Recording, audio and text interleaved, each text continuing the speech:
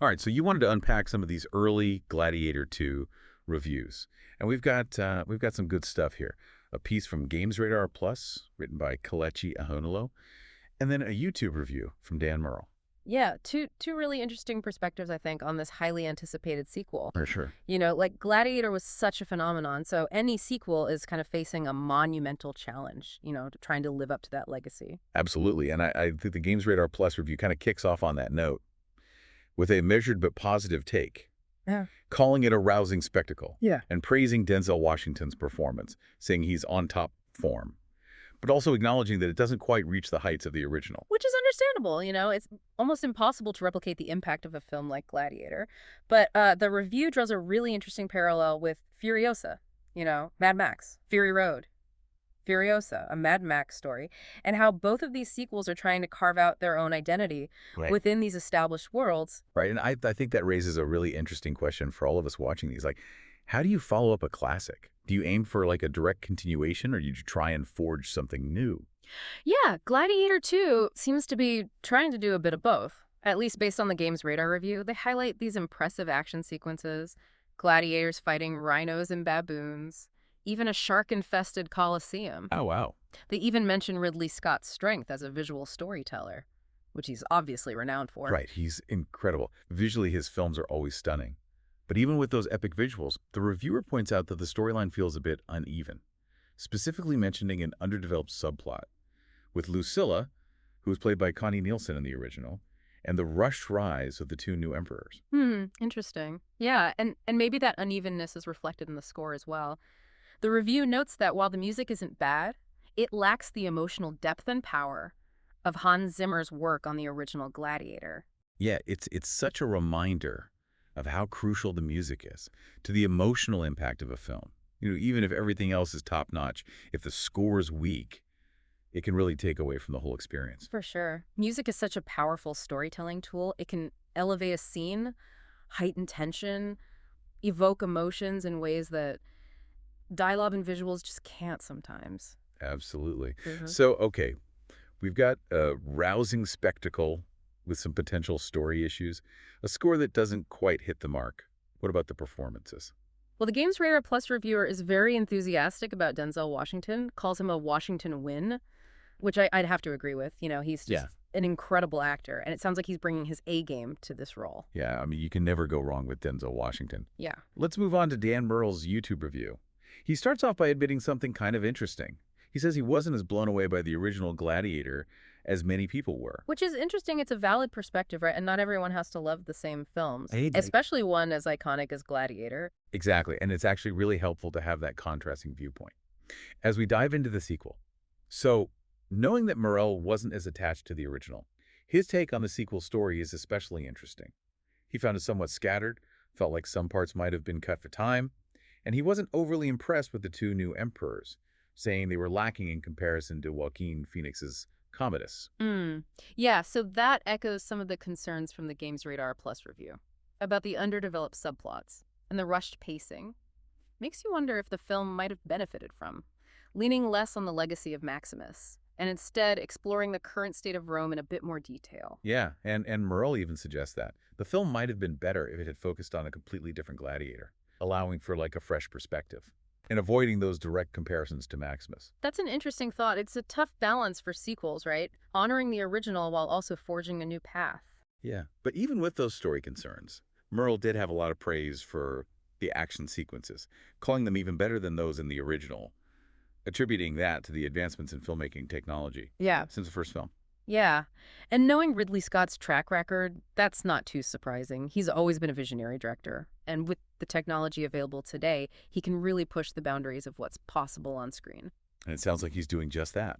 Both reviewers, despite their differing opinions on the story, agree that Gladiator 2 is a visual feast. Uh-huh. And speaking of things they both agree on, they both loved Denzel Washington's performance. Yeah, seems like Washington is the undisputed highlight of this film. Morell even mentions that Washington seems to be relishing the opportunity to play a more eccentric character, Yeah. which, knowing his range as an actor, is really exciting to hear. Yeah, it definitely adds another layer of intrigue to the film. But what about Paul Mescal? the actor who's essentially stepping into Russell Crowe's shoes. Well, Murrell had more mixed feelings about his performance. He acknowledged Mescal's talent, but felt like the role itself didn't give him much room to shine. Which unfortunately is a common issue with sequels, right? They're trying to recapture the magic of a beloved protagonist. It's hard for a new lead to make their mark when they're constantly being compared to their predecessor. For sure, and that comparison is only amplified when you're dealing with a character as iconic as Maximus. Exactly. Murat also brings up the lack of Hans Zimmer's score, which, as we discussed earlier, could definitely impact the film's emotional resonance.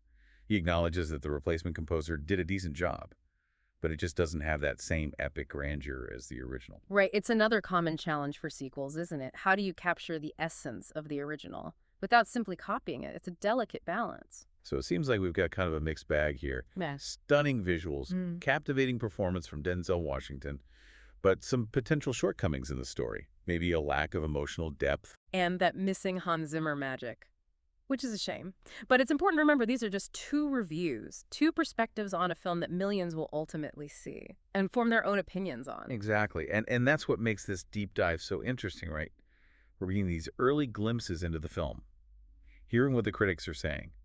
But ultimately, it's up to each individual viewer to decide whether Gladiator 2 lives up to their own expectations. Absolutely, we can analyze the reviews and dissect the trailers and speculate all we want. But the true test of a film is how it resonates with an audience. So let's recap what we've learned from these two reviews. From Kelechi Ahenlo at Games Radar Plus Wave, we hear that Gladiator 2 is a rousing spectacle with a standout performance from Denzel Washington. Yeah. However, they also note an uneven storyline and a score that lacks the emotional impact of the original. And from Dan Murrell's YouTube review, we get a slightly different perspective.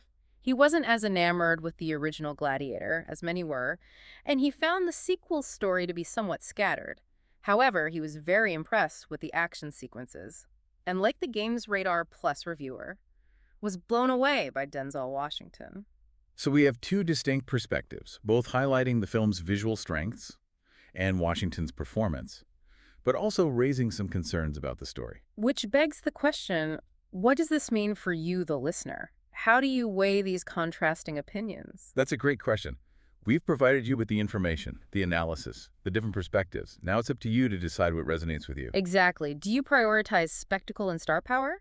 Or are you more drawn to a tightly woven narrative and an emotionally resonant score? And how much does the legacy of the original Gladiator factor into your expectations? Are you hoping for a faithful continuation? Or are you open to something completely different? These are all important questions to consider as you approach Gladiator 2. Because ultimately the most important question is, will you be entertained? And that, my friend, is something only you can answer. We've equipped you with the knowledge from these two reviews. Now it's time for you to experience the film and form your own opinion. We're eager to hear your thoughts. Did Gladiator 2 live up to the hype? Did it fall short? Did it make you laugh, cry, or cheer? Let us know. And who knows, maybe we'll even do a follow-up deep dive, comparing your insights to the critics. That's what we're all about here, exploring, discussing, and sharing our love of film. Thanks for joining us on this deep dive into the early reviews of Gladiator 2. Until next time. Happy viewing. So that wraps up our deep dive into the early Gladiator 2 reviews. We covered a lot of ground. We did. From the weight of expectations to Denzel Washington seemingly stealing every scene he's in. Thanks to the insights from Kelechi Ahenlo at Games Radar Plus and Dan Murrell on YouTube. Yeah, it's always so fascinating to see how a sequel grapples with the legacy of its predecessor, especially one as iconic as Gladiator. And you know, these reviews have given us a lot to think about. Definitely, they've sparked some great discussion points. I love how they highlight the different ways people approach sequels. Some folks are looking for a faithful continuation. Others are hoping for something completely new. Right. And then you've got people who fall somewhere in between. Right, exactly. And that's what makes film so subjective and engaging. We all bring our own experiences, our own expectations to the table. For sure. So if you're planning on seeing Gladiator 2, keep those expectations in mind. Yeah. Like, what are you hoping to get out of this film? Are you looking for just a visual spectacle? Yeah. A compelling story? An emotional roller coaster? Yeah, and remember, even if the film doesn't perfectly align with your expectations, there's still value in experiencing it and forming your own opinion. Absolutely. So go see Gladiator 2 Then come back, tell us all about it. We're Yeah. dying to hear your thoughts. Did it live up to the hype? Did it fall short? Did it make you think about sequels in a whole new light?